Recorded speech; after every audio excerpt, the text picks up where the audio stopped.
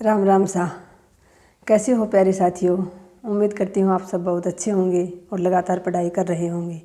मैं हिंदी व्याख्याता कविता सोरान आज के इस वीडियो में आपका हार्दिक अभिनंदन करती हूँ।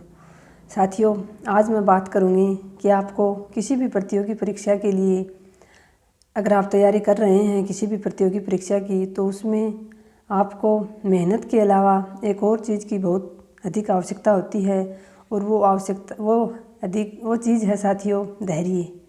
यानी आपको किसी भी प्रतियोगी परीक्षा की आप तैयारी कर रहे हैं तो साथियों धैर्य बनाकर रखना पड़ेगा, क्योंकि हमारे राजस्थान में तो ऐसा है, और राजस्थान में नहीं मुझे लगता है पूरे देश में ही ऐसा है कि बहुत लंबे समय के बाद कोई भर्ती आती है और फिर उस भर्ती प्रक्रिया को पूरा होते बहुत लंबा समय लग जाता है साथियों। लेकिन सबसे पहले तो आपके लिए एग्ज़ाम तक का ही धैर्य रखना बहुत ज़रूरी होता है।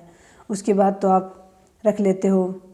मैंने भी बहुत रखा था एग्ज़ाम के बाद भी, लेकिन साथियों एग्ज़ाम तक ही जो साथी लंबे समय से तैयारी कर रहे हैं उनको ऐसा लगता है कि कब एग्ज़ाम होगी, कब भर्ती आएगी, और ऐसे में बहुत सारे साथी बीच में ही छोड़ देते हैं। और फिर वो बीच में छोड़ा हुआ उनको साथियों लास्ट में उनके लिए वो एक शब्द बनकर रह जाता है, काश मैं थोड़ा और पढ़ लेता, काश मैं बीच में ना छोड़ता, लगातार पढ़ लेता। और फिर ये काश साथियों ज़िंदगी भर की कलेश बनकर रह जाता है। तो कि इस काश के लिए अपने जीवन में कोई जगह ना रखें, तैयारी को निरंतर जारी रखें।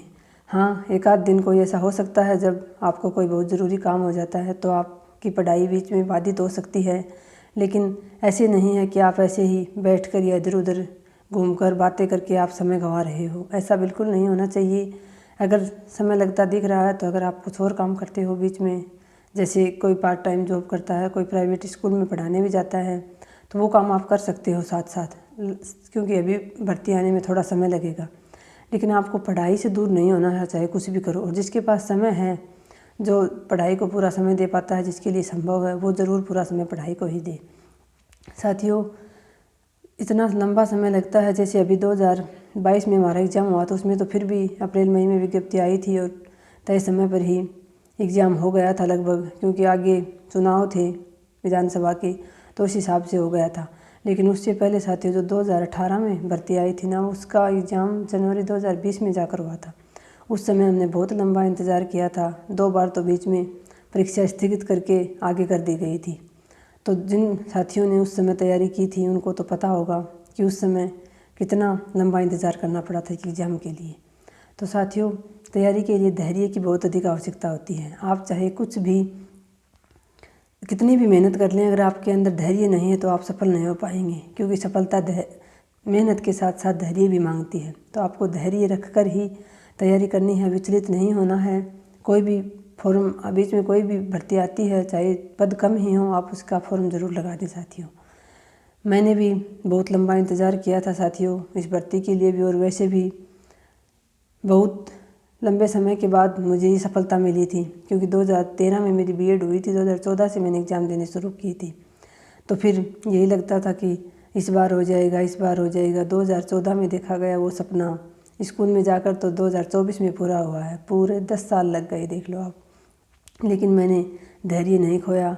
ऐसी बात नहीं है साथियों कि हम विचलित नहीं होते हैं। मैं मानती हूँ और ये बात मैं जानती भी हूँ, क्योंकि मैं खुद भुक्तभोगी हूँ इस चीज़ की, कि तैयारी करने वाले विद्यार्थी को बीच में ज़रूर लगता है कि कितने लंबे समय बाद एग्ज़ाम होगा, कब होगा, आखिर कितनी तैयारी करें हम।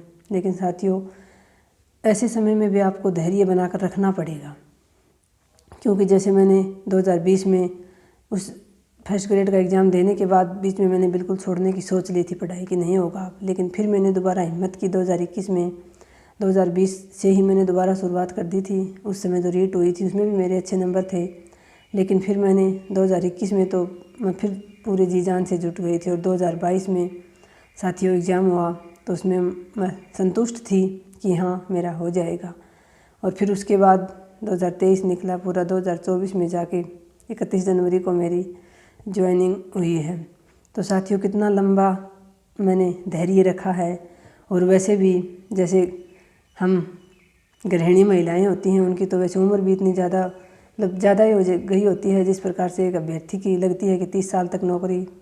ख़ासतौर से तो जो युवा हैं वो तो यही मानते हैं कि 25 साल तक नौकरी लग जाते हैं, लेकिन फिर 30 साल तक भी मान लें, लेकिन हमारी तो 30 प्लस हो जाती है, क्योंकि बहुत सारी जिम्मेदारियां आ जाती हैं। लेकिन जब लगते हैं ना साथियों, तो वो सारी पीछे की जो तकलीफ़ें होती हैं ना, वो भूल जाते हैं। अब जैसे मेरे बारे में बताऊं तो मैं बहुत बार सोचती थी कि नहीं हो पाएगा, और फिर छोड़ने की सोचती थी, लेकिन छोड़ा नहीं, लगातार लगी रही। तो आज आगे की ज़िंदगी बहुत अच्छी जाएगी अभी, और अभी संतोष है मुझे इस चीज़ से कि हाँ, मैंने मेहनत की थी, मेरी मेहनत का फल मुझे मिला है। और बाकी जो आपके आस पड़ोस के लोग होते हैं, उनको तो हमेशा ही आपसे तकलीफ़ होती है साथियों।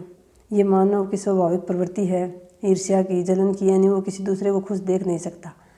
साथियों, अभी आप जैसे तैयारी कर रहे होंगे तो ज़रूर आपके आसपास के लोग कहते होंगे कब आएगी भर्ती, कब एग्ज़ाम होगा, कितने दिनों से तैयारी कर रहे हो, तुम्हारा कब हो पाएगा। ये सारे सवाल स्वाभाविक से होते हैं साथियों, लेकिन उनको कहने दो। आपको पता है आप मेहनत कर रहे हो, आपकी आत्मा जानती है और आपके परमात्मा जानते हैं, यानी आपके इष्ट देव जानते हैं। तो साथियों, किसी की बातों की ओर ध्यान ना देकर धैर्य के साथ लगातार लगे रहें।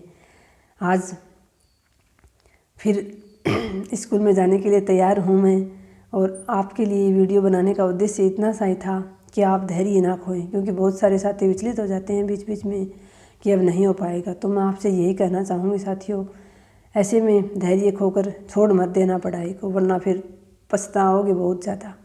तो पछताने के लिए जगह नहीं रखनी है, चाहे भले ही थोड़ा कम समय निकाल पाओ इस समय में, लेकिन धीरे धीरे अपने नोट्स तैयार कर लो। जब आपके नोट्स तैयार हो जाएंगे तो आपको बहुत कम समय लगेगा उनको याद करने में, बार बार रिवाइज करने में। तो इसीलिए आज का वीडियो बनाया कि आपको सफलता के लिए मेहनत के साथ साथ धैर्य की बहुत अधिक आवश्यकता होती है, और धैर्य के साथ समर्पण भी ज़रूरी है, तभी आपको सफलता मिलेगी। जैसा कि मैंने आपको कल बताया था साथियों, बसंत पंचमी थी, तो हमारे स्कूल में हमने बच्चों के सामने बसंत पंचमी यानी माँ सरस्वती की पूजा की, उनको थोड़ी बहुत बातें बताई। तो जो मैंने एक शॉर्ट वीडियो डाला था उसमें आपको दिखाया भी था। हमारे स्कूल में हम 5-5 क्वेश्चन रोज़ाना बच्चों को जीके के लिखवाते हैं, तो उसका हम फिर एग्ज़ाम लेते हैं एक दिन। तो उन बच्चों को हमने कल इनाम दिया। एक बच्ची की जो मैंने आपको तस्वीर दिखाई थी साथियों, 7वीं कक्षा की बच्ची है वो, और बहुत ही अच्छी पेंटिंग बनाती है। उसने मुझे पहले दिन दिखाया था, हनुमान जी का चित्र बनाया था उसने इतना अच्छा। तो मैंने कहा कल बसंत पंचमी है तो माँ सरस्वती का चित्र बना कर लाना। तो साथियों, वो सारी रात वो बच्ची लग कर और इतना सुंदर चित्र बना के लाई माँ सरस्वती का। मैंने आपके साथ शेयर भी किया था कि बस हम तो देखते ही रह गए। तो साथियों, उस बच्ची को प्रोत्साहन, वो उसकी प्रतिभा है, उसको प्रोत्साहन देते रहना हमारा काम है कि हम उसको आगे बढ़ाएं। और अभी मैं उससे मेरे आध्यात्मिक गुरु स्वामी विवेकानंद जी का चित्र बनवाऊँगी, आपको दिखाऊंगी भी साथियों। वो बहुत ही अच्छी चित्रकारी करती है वो बच्ची। और कल मैंने शुरुआत की उसको कुछ प्रोत्साहन यानी इनाम देने की। फिर मेरे देखा देखी कुछ और अध्यापकों ने भी कोशिश की, तो उससे उस बच्ची को इनाम क्या होता है साथियों, उसकी कोई कीमत नहीं होती है, लेकिन उससे उस बच्ची को प्रोत्साहन ज़रूर मिलेगा कि हाँ, मुझे आज टीचर्स की तरफ से ये मिला है। तो वो और ज़्यादा मेहनत करेगी और ज़्यादा उत्साह के साथ काम करेगी। तो साथियों, कल बसंत पंचमी बहुत अच्छी रही हमारी। पहली बार स्कूल में बसंत पंचमी का, माँ सरस्वती का त्यौहार जो है वो मैंने मनाया। और साथियों, बस आपसे यही कहना चाहूँगी कि आप जिस चीज़ के लिए लगे हुए हैं उसके प्रति पूरे समर्पण के साथ लगे रहें, बीच में छोड़े नहीं, धैर्य बनाए रखें बस। तो मिलते हैं नेक्स्ट वीडियो में। धन्यवाद साथियों, जय हिंद।